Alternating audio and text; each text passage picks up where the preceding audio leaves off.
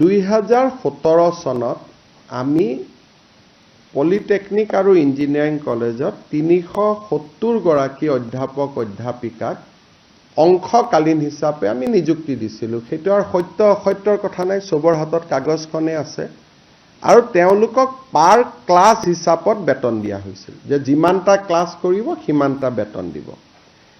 তাৰ পিছত আমি তেখেতসকলক এটা প্ৰক্ৰিয়াৰ মাজেৰে কিছুক আমি এবজৰ্ভ কৰিলোঁ আৰু এনেকে কিছুৱে ৰিজাইন দিও গুচি গ'ল। 67 গৰাকী ৰিজাইন দিলে আৰু আমাৰ যিটো প্ৰক্ৰিয়াৰ মাজেৰে 133 গৰাকীয়ে চৰকাৰী চাকৰি পালে আৰু কিছুক ৰেগুলেশ্যন 3F-তো লোৱা গ'ল। এতিয়া প্ৰশ্নটো হ'ল যে এই পলিটেকনিকৰ শিক্ষকসকলে গুৱাহাটী উচ্চ ন্যায়ালয়ত গ'ল। যদি কোৰ্টত নগ'লেহেঁতেন আমাৰ লগতে কথাটো থাকিলেহেঁতেন, কথাটো বেলেগ আছিলে। কোৰ্টত তেওঁলোকে গ'ল আৰু কোৰ্টত তেওঁলোকে এটা আদেশ ল'লে গভৰ্ণমেণ্টৰ বিপৰীতে যে তেওঁলোকক চাকৰিৰ পৰা গুচাব নোৱাৰিব।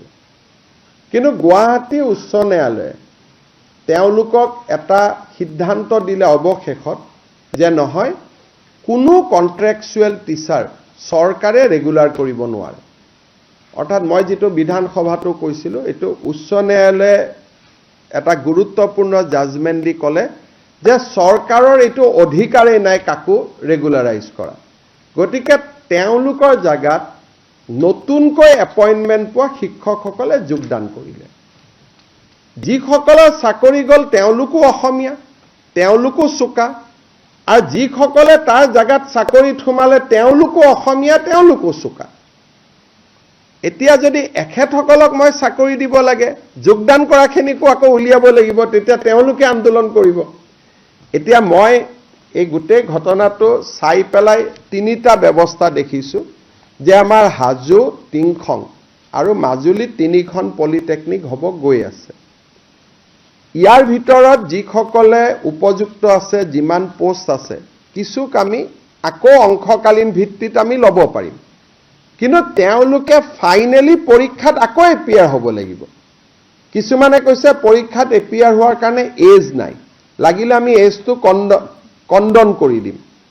কিন্তু 3F-ত চাকৰি কৰিলে APSC-য়ে নিয়মীয়া নকৰিলে চাকৰিটো যায়, সেইটো কথা সকলোৱে জানা কথা। সকলোৱে মোক কৈছে ঠিক আছে, মানৱীয়তাৰ খাতিৰত 3খন নতুন পলিটেকনিক আহিছে, যাক য'ত যেনেকৈ পাৰে আমি একমডেট কৰি দিম, এজটো ৰিলেক্স কৰি দিম। কিন্তু তেওঁলোকে পঢ়া শুনা কৰি যিহেতু মেধাৱী বুলি নিজে কৈছেই, আৰু আমাৰ যিহেতু চাকৰিত ইঞ্জিনিয়াৰিং কলেজৰ প্ৰফেচাৰসকলে ইণ্টাৰভিউ লয়, তাত কোনো পলিটিকেল মানুহ নাই। গতিকে মই আশা কৰিম অন্ততঃ মেধাৰ ভিত্তিত পিছৰবাৰ তেওঁলোকে চাকৰি ল'ব। কিন্তু গভৰ্ণমেণ্টত আজিকালি ডাঙৰ কথাটো হ'ল যে মেধাক বাদ দি মৰম কৰাৰ ইয়াত কোনো স্কোপ নাই। কাৰণ যদি মৰম কৰিব যাওঁ, যোগদান কৰাখিনিক আকৌ উলিয়াই দিব লাগিব, তেতিয়া তেওঁলোকো আপোনালোকৰ ওচৰত আহিব। সেইকাৰণে মোৰ এইটোৱে কথা যে মই এজ ৰিলেক্স কৰি দিম, নতুন 3খন পলিটেকনিকক এওঁলোকক যাতে অন্ততঃ লগে লগে চাকৰিটো নাযায়, কাম কৰি থকাৰ সুবিধাও কৰি দিম। কিন্তু সকলোকে পাৰোঁ নে নোৱাৰোঁ মই নাজানো, মই চেক কৰি লওঁ। কিন্তু ফাইনেলি তেওঁলোকে পৰীক্ষা দিবই লাগিব, পৰীক্ষা নিদিয়াকৈ চাকৰি নহ'ব। এই কথাখিনি মই ভাবোঁ যে চাকৰি এটা গ'লে মনটো বেয়া লাগে, অলপ দুখো কৰে, কিন্তু পোৱা কেইজনো জেনুইনে যোনে চাকৰি পাইছে, তেওঁলোকৰ জেগাত কোনো ৰাজস্থান মহাৰাষ্ট্ৰৰ পৰা কোনো অহা নাই, অসমৰ ডেকা ল'ৰা ছোৱালীয়ে চাকৰি পাইছে।